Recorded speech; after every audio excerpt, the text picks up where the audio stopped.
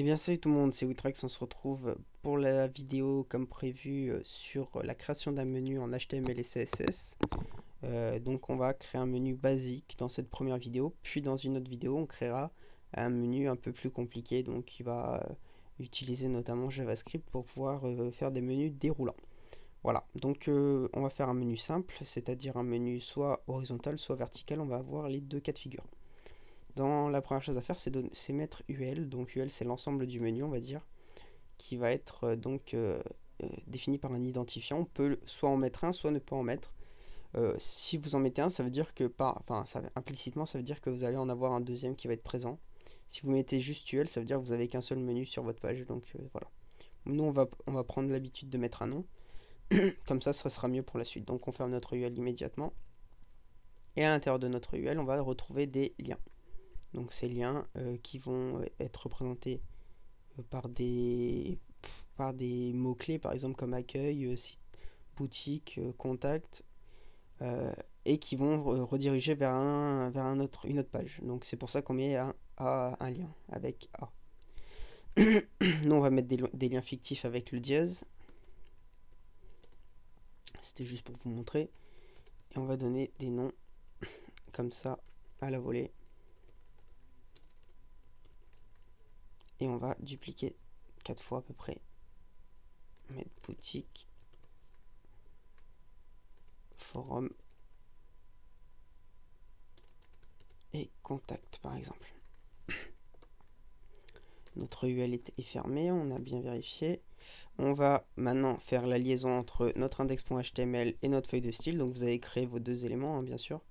Dans HTML, on a la balise head qui regroupe toutes les informations du site. Donc on va mettre un titre.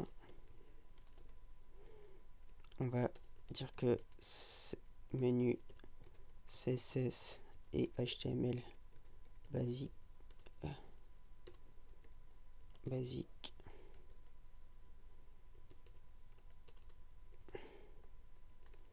Puis on va faire un lien, donc on va faire un link rel égale donc style sheet et on va mettre href égale style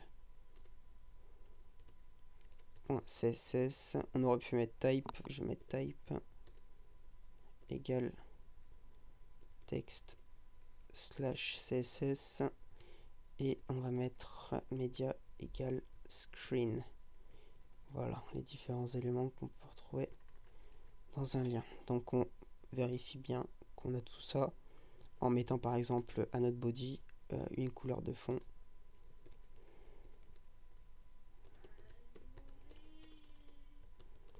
Donc avec une couleur foncée par exemple, juste pour tester. Et on va vérifier ça. Donc on a bien notre lien foncé. On a par contre j'ai oublié, au lieu de fermer, j'ai créé d'autres liens. On a pu le voir, on a pu apercevoir tout ça. On va donc laisser notre fond d'une couleur normale et on va commencer à bidouiller notre menu. Donc on va mettre UL, on va mettre, excusez-moi, menu, puisqu'on n'appellera pas UL, et on va lui définir différents paramètres, notamment qu'on va enlever les petites boules qu'il y a devant. Donc en mettant list style type none, c'est une propriété à connaître qui permet d'enlever les petites boules noires qui sont devant. On va ensuite bidouiller notre A, donc le lien, qui par défaut crée donc la couleur bleue soulignée, et donc ça on va essayer on va l'enlever, on le modifiera nous-mêmes. Donc on va mettre par défaut une couleur, donc on va mettre text decoration, on va en mettre aucune pour le moment. On aurait très bien pu en mettre, mais pour le moment c'est pas très utile. Donc on voit qu'on a enlevé toutes les décorations. La couleur, on va la définir nous. On va mettre un lien de couleur comme ça. Donc c'est-à-dire gris foncé. Donc vous voyez que les liens sont gris foncé. On aurait pu mettre, donc il me semble, donc on va maintenant définir nos liens. Comment ils sont définis nos liens? On va les, dans le cas, donc dans ça, admettons que ce soit un menu horizontal, on le laissera comme ça. Alors si en revanche on veut un menu non, si on veut un menu vertical, on le laissera comme ça. Si on veut un menu horizontal, en revanche, il va falloir mettre l'élément float. Donc l'élément float qu'on connaît, qui nous permet d'aligner par rapport à d'autres éléments. Donc on va mettre float left.